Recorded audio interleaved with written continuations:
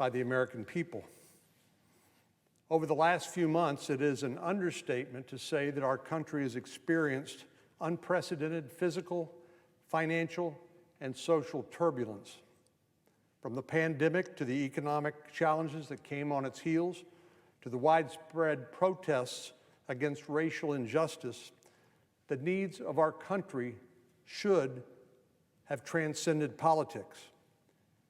But unfortunately, that does not seem the case today. You know, we had been on a pretty good run. Republicans and Democrats had put aside our differences to pass bold and transformative legislation to support our nation's fight against COVID-19, as well as ease the ensuing financial fallout. And I'd hoped that that trend would continue as we work together to address the injustices that still persist in our society, beginning with police reforms. As we all know by now, thanks to our friend Senator Tim Scott and others who worked with him, we introduced the Justice Act to enact real and lasting reforms so we can begin to restore the broken trust between minority communities and our law enforcement agencies. This package of bills address some of the most pressing changes that Americans have been calling for: ending chokeholds, better training for police officers, accountability for body cameras, and more diverse police forces, and the list goes on and on. We know it wasn't the only bill that's been introduced in the Senate. Our Democratic colleagues introduced a bill of their own which would address many of the same issues. And while there are some important differences between the two, what to me is more important is that there was a lot in common, a lot of overlap between those two bills. That should have, in a normal time when people were logical and reasonable, that should put us on a strong footing to begin debating the ultimate product, which is what our Democratic colleagues actually asked us to do. A couple of weeks ago, the Democratic leader came to the floor and urged the majority leader to bring police reform bills to the floor to be debated and voted on before July the 4th. And when Senator McConnell did exactly that, what did they do? Well, as soon as they were told that they would actually have a chance to vote on a police reform bill, they changed their tune, a 180-degree change. It kind of reminds me a little bit of last year's debacle over the Green New Deal.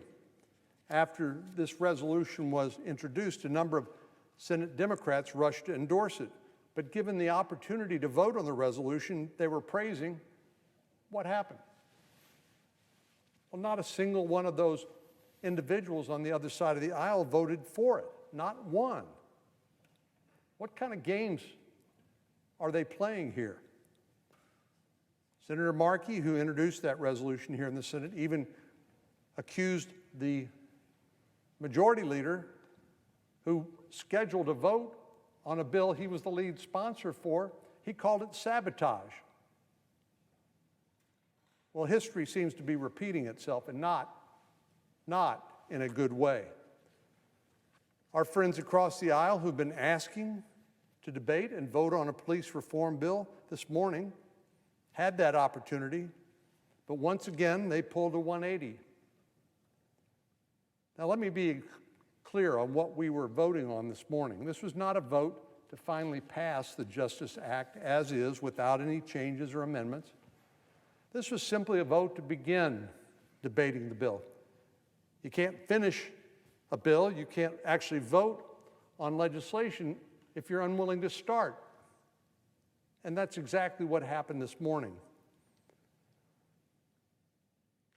Well, knowing that Republicans and Democrats did have some differences, even though there's a lot in common, Leader McConnell provided for the opportunity to have a debate right here on the Senate floor. We could have had that debate in front of the American people. I think it might have helped. Number one, as Senator Scott likes to say, to send the signal that we actually are listening, we hear you, we see you, and we are responding to you. No backroom negotiations like apparently what our Democratic colleagues want, rather an open and honest debate right here in full view of the American people. But our Democratic colleagues refuse to participate in the process and have blocked us from even considering police reform legislation. This my way or the highway legislative strategy we've come to expect from our colleagues is absolutely shameful, and it's counterproductive.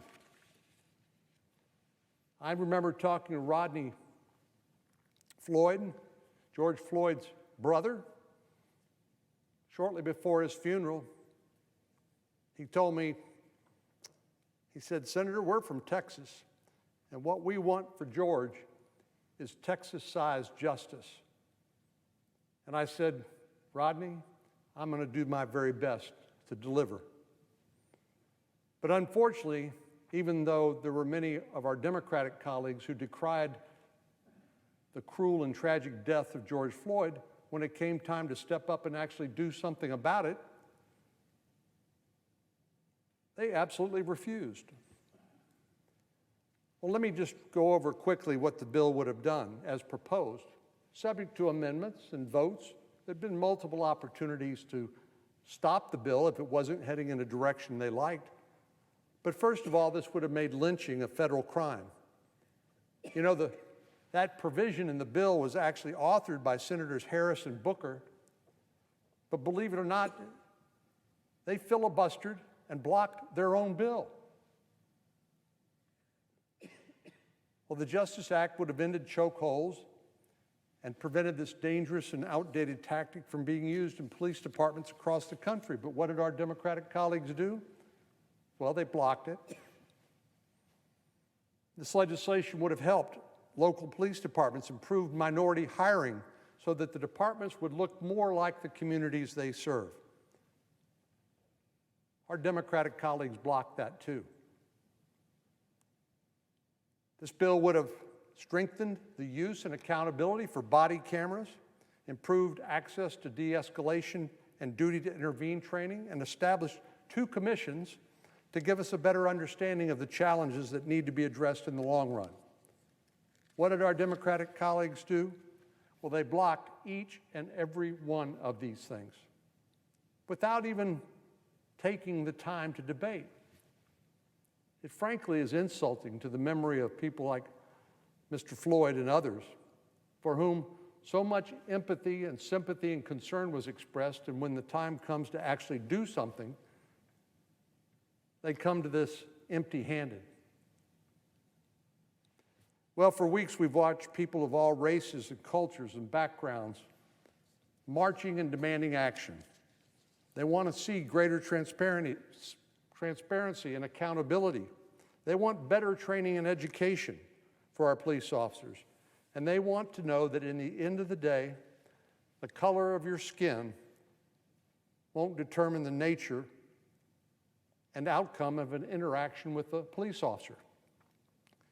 Well, I agree with each of those points, and until this morning, I believed every member of the United States Senate did as well. But the actions we've seen this morning, blocking this legislation, stopping us from even debating the bill, offering amendments, trying to make it better, well, I guess I was giving our colleagues credit which they clearly do not deserve. The problems that led to the death of George Floyd, Breonna Taylor, and other Black Americans have not gone away. But our Democratic colleagues have proven they're more interested in politics than solutions. Let the record reflect that this morning the Senate had the opportunity to take the first step toward passing reforms that would begin to heal the divisions and distrust between law enforcement and the communities they serve.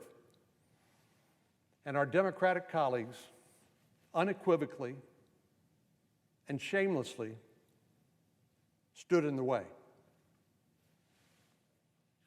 Madam President, I yield the floor.